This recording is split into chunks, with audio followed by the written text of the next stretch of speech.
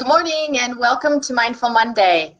So I had a client some time ago who came to me because he was incredibly frustrated with his life. He wasn't feeling fulfilled and he wanted to feel some peace and sense of accomplishment. And so what was ironic was that where he was most struggling was at work. His goal was to be the top producer at work, to always be on top, the number one, the winners. He was very competitive, obviously. And he had been the top producer for several years, but he wasn't feeling fulfilled. And so I invited him into the conversation of what was driving him. Why do you want to be the top producer?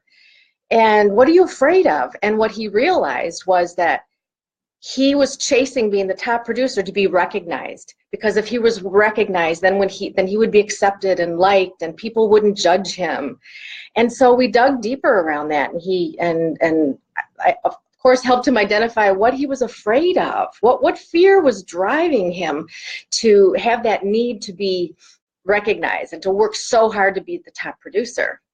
So he really got to see that he was afraid of being unacceptable. He was afraid of being a loser and being judged, and that was totally driving him.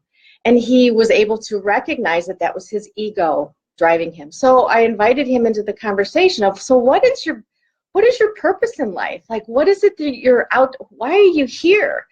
And that took some time for him to really consider that and identify, why am I here? I mean, why am I working so hard?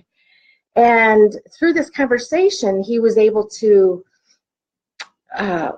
gain some clarity that the real reason, like his heart, his fearless reason, was he wanted to be the top producer so that he could generate more income and pay it forward and give it back, and to be a bigger contribution in society. And that had him feeling fulfilled. And that came from his soul space. But so this is an example of how we get so lost in being driven by fear, driven by the ego, that we forget why we're truly here. So another example is me. Many of you know that I've been running for I don't know how many years, races, and for a long time, because I like to win too. I'm a driver, competitive, and for a very long time, I wanted to win for the same reason. I wanted to be recognized. I wanted to be number one, you know?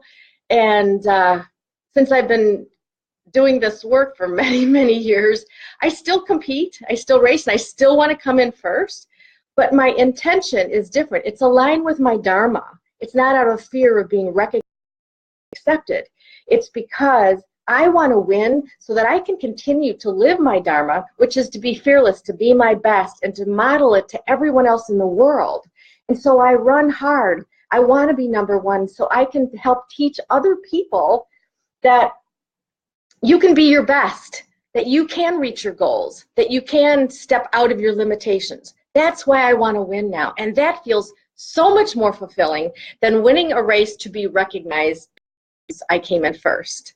So I want to invite you this week to bring some mindfulness around why you're doing what you're doing, and notice any fear-based reasons that are driving you to do that.